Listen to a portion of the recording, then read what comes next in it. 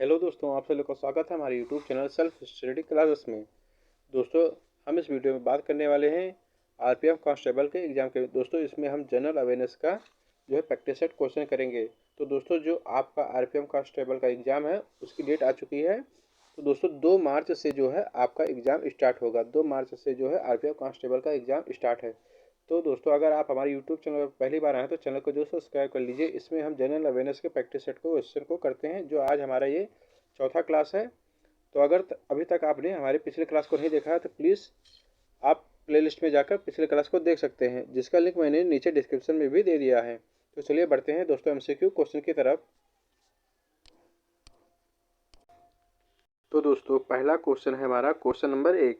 तो question number 1 में पूछा गया है कि किसी वस्तु के आवेशवाहक होने अथवा नहीं होने का पता लगाने के लिए किस उपकरण का उपयोग करते हैं। यानी कि कोई वस्तु है, उस वस्तु पे आवेशवाहक है या फिर आवेशवाहक नहीं है, इसका पता लगाने के लिए हम किस उपकरण का उपयोग करते हैं। तो ऑप्शन देखते हैं। Option A electroscope, option B periscope, या ऑप्शन सी इंडोस्कोप, या ऑप्शन डी कैलेडोस्कोप। तो क्वेश्चन नंबर 1 का राइट आंसर क्या होगा? क्वेश्चन नंबर 1, आवेश किसी वस्तु पे आवेशवाहक का पता लगाने के लिए हम किस उपकरण का उपयोग करते हैं, यानी किस मशीन का हम उपयोग करते हैं। तो दोस्तों, क्वेश्चन नंबर 1 का राइट आंसर हो जाएगा हमारा ऑप्शन ए इलेक्ट्रोस्कोप। इलेक्ट्रोस्कोप के द्वारा दोस्तों हम क्या करते हैं, इसकी सहायता से किसी वस्तु पर आवेश वाहक है या फिर आवेशवाहक नहीं है, यानी कि आवेश जो है उपस्थित है या फिर आवेश उपस्थित नहीं है, इसका पता लगाने के लिए हम इलेक्ट्रोस्कोप का उपयोग करते हैं। और दोस्तों, अगर इसकी बात करें इलेक्ट्रोस्कोप की, तो इसका आविष्कार जो है वह विलियम गिलबर्ट ने किया था। यानी कि दोस्तों, इसका जो आविष्कार है इलेक्ट्रोस्कोप का, तो इलेक्ट्रोस्कोप का आविष्कार जो है वह विलियम गिलबर्ट ने किया था। अब हम बढ़ते हैं अगले क्वेश्चन की तरफ। अगर दोस्तों वीडियो अच्छा लगे तो वीडियो को लाइक शेयर, चैनल को जरूर सब्सक्राइब कीजिएगा।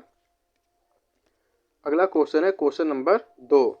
न्यूयॉर्क शहर किस नदी के मुहाने पर स्थित है? यानी कि आपको बताना जो न्यूयॉर्क शहर है वह किस नदी के किनारे यानी मुहाने पर स्थित है। तो ऑप्शन है हमारा ऑप्शन ए मिजूरी नदी, ऑप्शन बी टेम्स नदी, ऑप्शन सी हडसन नदी, या ऑप्शन डी मिसिसिपी नदी। क्वेश्चन नंबर दोस्तों 2 का राइट आंसर बताइए। न्यूयॉर्क जो शहर है वह किस नदी के मुहाने पर स्थित है?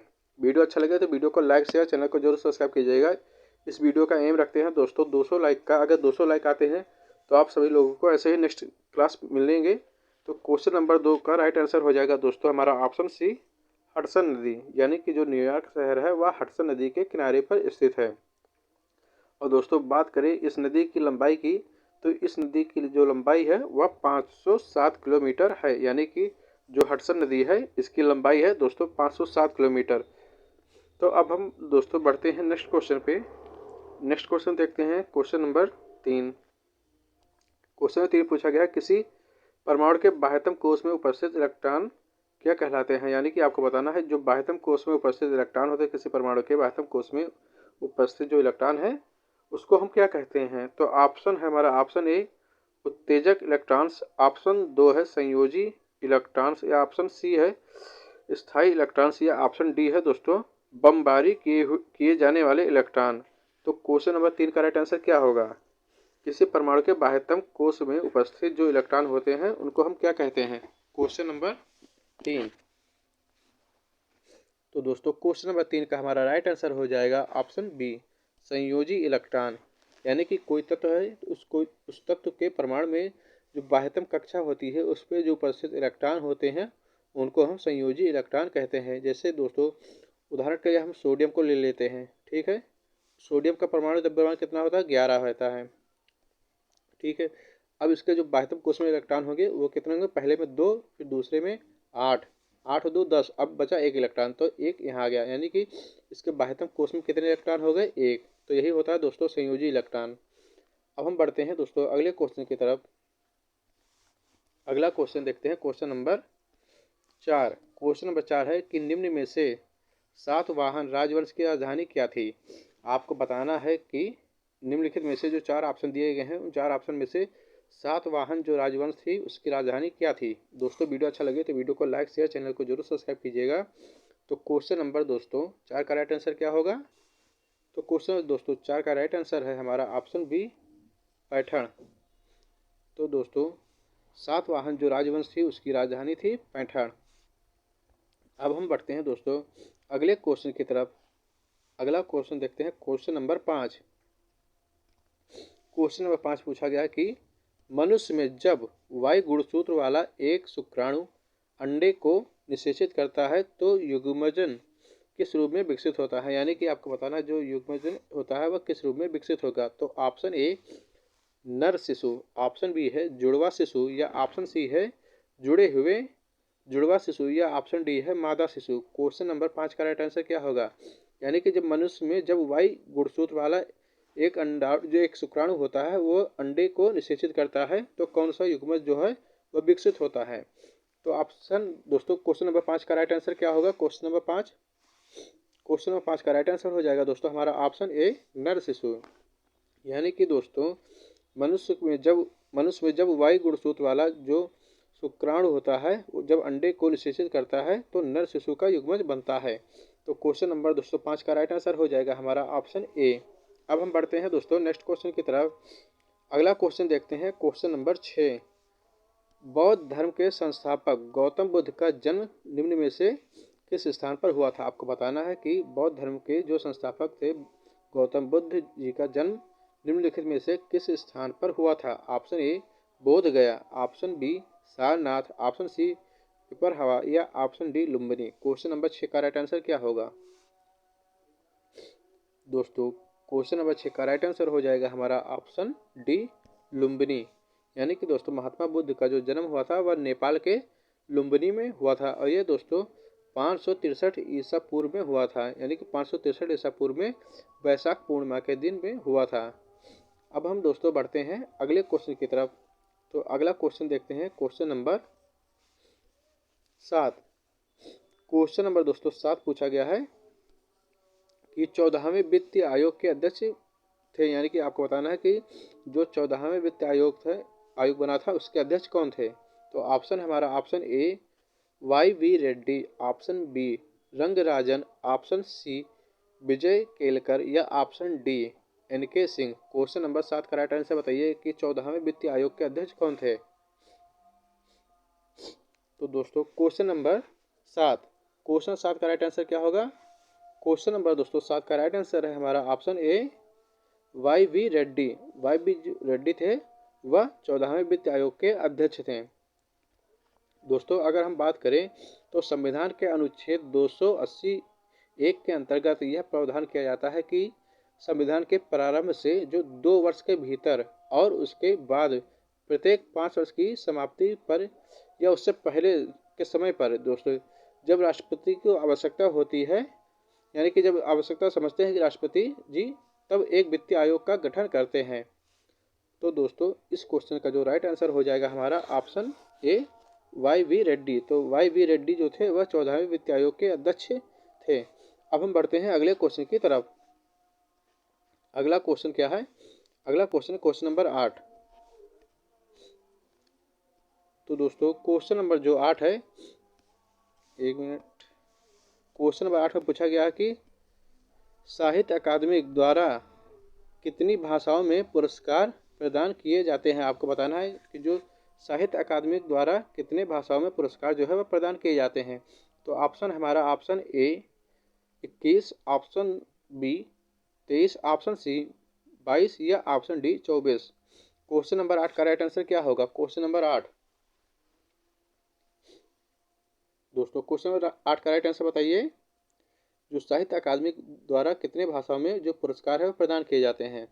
तो दोस्तों क्वेश्चन नंबर हमारा 8 का राइट आंसर हो जाएगा ऑप्शन डी 24। यानी कि 24 भाषाओं में जो है वो पुरस्कार प्रदान किए जाते हैं। अगर बात करें दोस्तों इसकी शुरुआत कब हुई थी, तो दोस्तों इसकी जो शुरुआत है वह 1954 में हुई थी। अब हम बढ़ते हैं अगले क्वेश्चन की तरफ। अगला क्वेश्चन देखते हैं, क्वेश्चन नंबर 9। क्वेश्चन नंबर 9 में दोस्तों पूछा गया है कि डांडिया एक पारंपरिक लोक नृत्य है। आपको बताना कि जो डांडिया एक पारंपरिक लोक नृत्य है वह किस राज्य की है। तो ऑप्शन ए है कर्नाटक का, ऑप्शन बी सिक्किम का, ऑप्शन बी है सिक्किम, ऑप्शन सी है गुजरात, या ऑप्शन डी है उत्तर प्रदेश। आपको बताना है कि जो डांडिया एक पारंपरिक लोक नृत्य है वह किस राज्य की लोक नृत्य है। तो क्वेश्चन नंबर 9 का राइट आंसर क्या होगा। क्वेश्चन नंबर 9 दोस्तों क्वेश्चन नंबर 9 का राइट आंसर हो जाएगा हमारा ऑप्शन सी, गुजरात। गुजरात जो है, डांडिया जो है वह गुजरात का पारंपरिक लोक नृत्य है और यह पर्व जो है, यह नवरात्रि के पर्व पर यह लोक नृत्य जो है किया जाता है। अब हम बढ़ते हैं दोस्तों अगले क्वेश्चन की तरफ। अगला क्वेश्चन देखते हैं, क्वेश्चन नंबर 10। क्वेश्चन 10 में पूछा गया है कि पहला गुट निरपेक्ष सम्मेलन कहाँ हुआ था। आपको बताना है कि जो पहला गुट निरपेक्ष सम्मेलन हुआ था वह कहाँ पर हुआ था। तो ऑप्शन ए है दोस्तों बेलग्रेड, ऑप्शन बी है लंदन, ऑप्शन सी है न्यूयॉर्क या ऑप्शन डी है बांगडुंग। तो क्वेश्चन नंबर दोस्तों 10 का राइट आंसर बताइए, पहला गुट सम्मेलन जो है वह कहाँ पर हुआ था। तो दोस्तों क्वेश्चन नंबर 10 का राइट आंसर हो जाएगा हमारा ऑप्शन ए, बेलग्रेड। जो क्वेश्चन नंबर 10 का राइट आंसर है हमारा ऑप्शन ए, बेलग्रेड। बेलग्रेड पे दोस्तों जो पहला गुट निरपेक्ष सम्मेलन जो है वो बेलग्रेड पर हुआ था, यानी कि पहला गुट निरपेक्ष सम्मेलन कहाँ हुआ था, बेलग्रेड पे हुआ था। अब हम बढ़ते हैं अगले क्वेश्चन की तरफ। अगला क्वेश्चन देखते हैं, क्वेश्चन नंबर 11। क्वेश्चन 11 पूछा गया है कि 2011 की जनगणना के अनुसार भारत के किस राज्य में लिंग अनुपात सबसे कम था। आपको बताना है कि 2011 की जनगणना के अनुसार भारत के किस राज्य में लिंग अनुपात जो है सबसे कम था। तो दोस्तों क्वेश्चन नंबर 11 का आंसर क्या होगा। Option A Kerala, option B है हरियाणा, ऑप्शन सी कर्नाटक या ऑप्शन डी उत्तर प्रदेश। तो क्वेश्चन नंबर दोस्तों 11 का राइट आंसर हो जाएगा हमारा ऑप्शन बी, हरियाणा। तो दोस्तों 2011 की जनगणना के अनुसार भारत में जो हरियाणा राज्य था, हरियाणा राज्य में लिंग अनुपात जो है वह सबसे कम पाया गया था, यानी कि दोस्तों जो लिंग अनुपात था वो सबसे कम था। अब हम बात करते हैं दोस्तों अगले क्वेश्चन की तरफ। अगला क्वेश्चन है क्वेश्चन नंबर 12।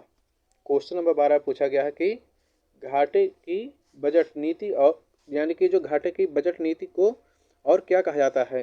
तो ऑप्शन ए केंद्रीय बैंक द्वारा मुद्रा की आपूर्ति में नई मुद्रा की शुरुआत, या ऑप्शन बी है दोस्तों विस्तारित आर्थिक नीति, या ऑप्शन सी है दोस्तों प्रतिक्रियात्मक आर्थिक नीति, या ऑप्शन 4 है दोस्तों यानी कि ऑप्शन डी विरोधाभासी राजकोषीय नीति। तो क्वेश्चन नंबर 12 का राइट आंसर क्या होगा, घाटे की बजट नीति को क्या कहा जाता है।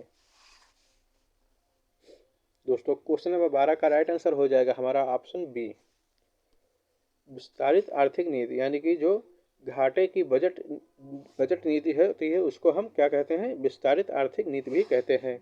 तो क्वेश्चन नंबर 12 का राइट आंसर है हमारा ऑप्शन बी। अब बढ़ते हैं अगले क्वेश्चन की तरफ।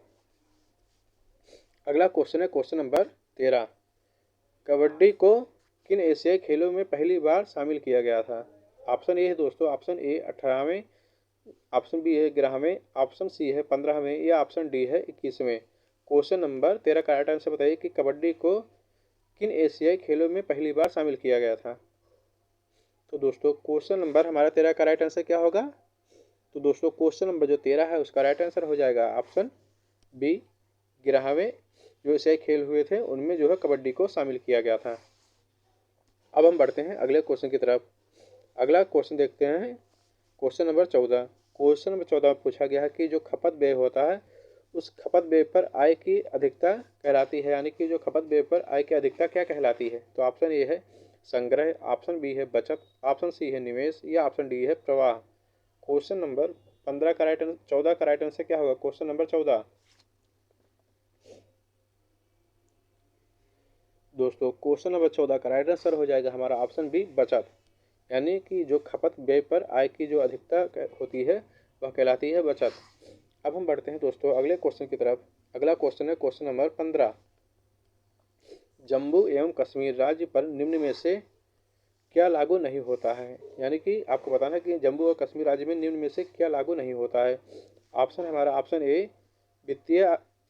वित्तीय आपातकाल, ऑप्शन बी है चुनाव आयोग के अधिकार क्षेत्र, या ऑप्शन सी है कैग द्वारा लेखा परीक्षा, या ऑप्शन डी है राज्यपाल का शासन। तो क्वेश्चन नंबर 15 का राइट आंसर क्या होगा। क्वेश्चन नंबर 15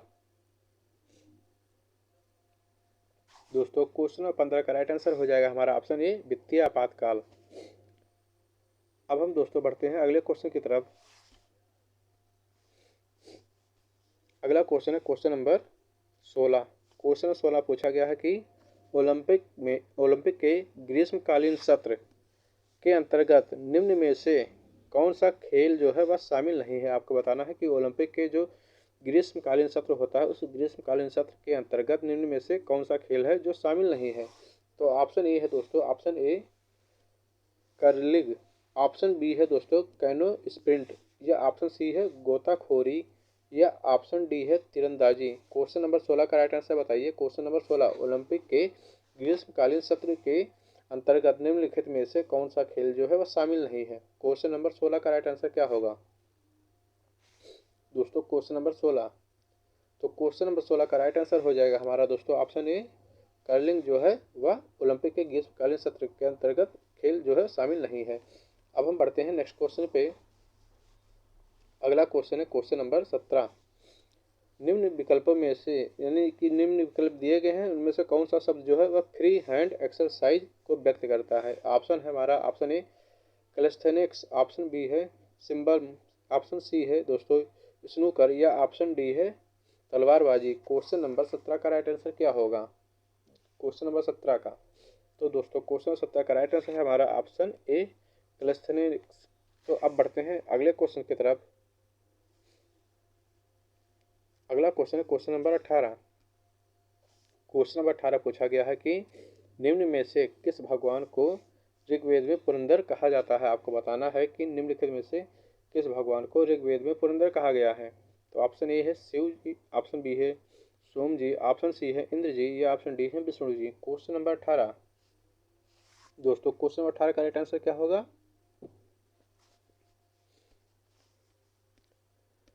दोस्तों क्वेश्चन नंबर 18 का राइट आंसर हो जाएगा हमारा ऑप्शन सी इंद्र, यानी कि दोस्तों ऋग्वेद में पुरंदर जो है वह इंद्रदेव को कहा गया है। अब हम बढ़ते हैं अगले क्वेश्चन की तरफ। अगला क्वेश्चन है क्वेश्चन नंबर 19।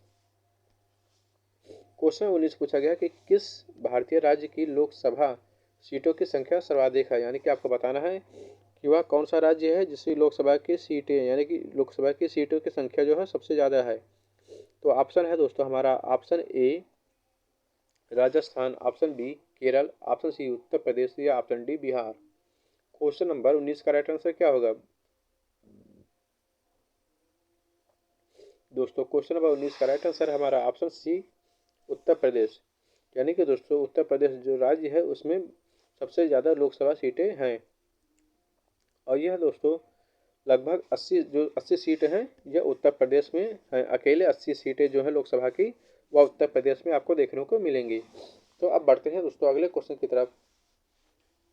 अगला क्वेश्चन है क्वेश्चन नंबर 20, पांडिचेरी विधानसभा की स्थापना जो है वह किस वर्ष की गई थी। आपको बताना है जो पांडिचेरी विधानसभा है उसकी स्थापना किस वर्ष की गई थी। ऑप्शन ए 1963 में, ऑप्शन बी 1971 में, ऑप्शन सी 1992 में, या ऑप्शन डी 1996 में। क्वेश्चन नंबर 20, पांडिचेरी विधानसभा की स्थापना किस वर्ष की गई थी। तो दोस्तों इस क्वेश्चन का राइट आंसर हो जाएगा ऑप्शन ए 1963 में, यानी कि दोस्तों पांडिचेरी विधानसभा की जो स्थापना है वह 1963 में की गई थी। अब हम बढ़ते हैं अगले क्वेश्चन की तरफ। अगला क्वेश्चन है क्वेश्चन नंबर 18। क्वेश्चन नंबर 18 पूछा गया है क्वेश्चन नंबर 21। क्वेश्चन 21 में पूछा गया है कि निम्न में से खेती की एक आधुनिक विधि कौन सी है। आपको बताना है कि निम्नलिखित में से कौन सी जो है खेती की आधुनिक विधि है। ऑप्शन ए है उच्च पैदावार के लिए विविध बीज, ऑप्शन बी है बांध, ऑप्शन सी है कीटनाशक, या ऑप्शन डी है जैविक उर्वरक। क्वेश्चन नंबर 21 का राइट आंसर क्या होगा? जो निम्नलिखित में से कौन सी खेती की एक आधुनिक विधि है। तो क्वेश्चन नंबर दोस्तों 21 का राइट आंसर हो जाएगा हमारा ऑप्शन डी जैविक उर्वरक जो है वह हमारी खेती की एक आधुनिक विधि है। अब हम बढ़ते हैं अगले क्वेश्चन की तरफ। अगला क्वेश्चन है क्वेश्चन नंबर 22। क्वेश्चन नंबर 22 पूछा गया कि गोरखपुर निम्न में से किस भारतीय रेल मंडल का मुख्यालय है। आपको बताना है कि गोरखपुर निम्नलिखित में से किस भारतीय रेल मंडल का मुख्यालय है। ऑप्शन ए उत्तरी, ऑप्शन बी पश्चिमी, ऑप्शन सी पूर्वी, या ऑप्शन डी पूर्वोत्तर। तो क्वेश्चन नंबर दोस्तों 22 का राइट आंसर क्या होगा? क्वेश्चन नंबर 22 दोस्तों क्वेश्चन नंबर 22 का राइट आंसर हो जाएगा हमारा ऑप्शन डी पूर्वोत्तर रेलवे, यानी कि दोस्तों जो गोरखपुर है वह पूर्वोत्तर भारतीय रेलवे का मुख्यालय है। पूर्वोत्तर भारतीय रेलवे का मुख्यालय। अगर हम बात करें दोस्तों उत्तरी रेलवे की, तो उत्तरी रेलवे जो है वह दिल्ली का मुख्यालय है। और जो पश्चिम रेलवे की बात करें तो दोस्तों पश्चिम रेलवे जो है वह, अब बढ़ते हैं दोस्तों अगले क्वेश्चन की तरफ। अगला क्वेश्चन है क्वेश्चन नंबर 23। क्वेश्चन नंबर 23 में पूछा गया है कि निम्नलिखित में से कौन सा एक प्राथमिक क्षेत्र के अंतर्गत नहीं आता है। तो ऑप्शन ए है मत्स्यिकी, ऑप्शन बी है पशुपालन, ऑप्शन सी है वानिकी या ऑप्शन डी है तेल शोधन। क्वेश्चन नंबर दोस्तों 23 का राइट आंसर क्या होगा? कौन सा एक प्राथमिक क्षेत्र के अंतर्गत नहीं आता है? तो ऑप्शन है हमारा दोस्तों ऑप्शन ए मत्स्यिकी, ऑप्शन बी पशुपालन, ऑप्शन सी वानिकी या ऑप्शन डी तेल शोधन। तो क्वेश्चन नंबर दोस्तों 23 का राइट आंसर क्या होगा? Question number 23। तो दोस्तों क्वेश्चन नंबर जो 23 है उसका राइट आंसर हो जाएगा हमारा ऑप्शन डी तेल शोधन। जो तेल शोधन है वह प्राथमिक क्षेत्र के अंतर्गत नहीं आता है। अब हम बढ़ते हैं अगले क्वेश्चन की तरफ। अगला क्वेश्चन देखते हैं क्वेश्चन नंबर 24। भारत के ग्रामीण क्षेत्रों में व्यापक स्तर पर पाई जाने वाली बेरोजगारी का प्रकार कौन सा है? आपको बताना है भारत के ग्रामीण क्षेत्रों में व्यापक रूप से पाई जाने वाली बेरोजगारी का प्रकार कौन सा है। ऑप्शन है हमारा ऑप्शन ए अस्थायी बेरोजगारी, ऑप्शन बी है प्रश्नक्षम बेरोजगारी, ऑप्शन सी है संरचनात्मक बेरोजगारी या ऑप्शन डी है स्वैच्छिक बेरोजगारी।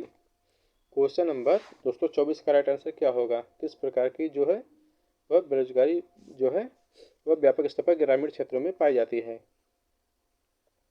तो दोस्तों क्वेश्चन नंबर जो 24 है उसका राइट आंसर हो जाएगा हमारा ऑप्शन बी प्रच्छन्न बेरोजगारी। अब बढ़ते हैं दोस्तों अगले क्वेश्चन की तरफ। ये इस प्रैक्टिस सेट का लास्ट क्वेश्चन है। तो क्वेश्चन है क्वेश्चन नंबर 25।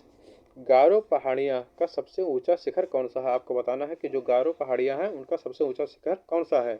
तो ऑप्शन ए है साबरमती, ऑप्शन बी है टाइगर पहाड़ियाँ या ऑप्शन सी है नोक्रेक या ऑप्शन डी है नीलगिरी। क्वेश्चन नंबर 25 का राइट आंसर क्या होगा? क्वेश्चन नंबर 25 गारो पहाड़ियाँ का जो सबसे ऊंचा शिखर है वह कौन सा है?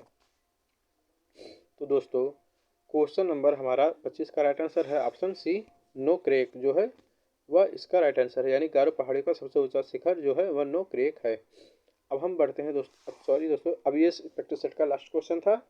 अब हम आपसे मिलेंगे नेक्स्ट वीडियो में, नेक्स्ट क्लास में। Thank you for watching my video.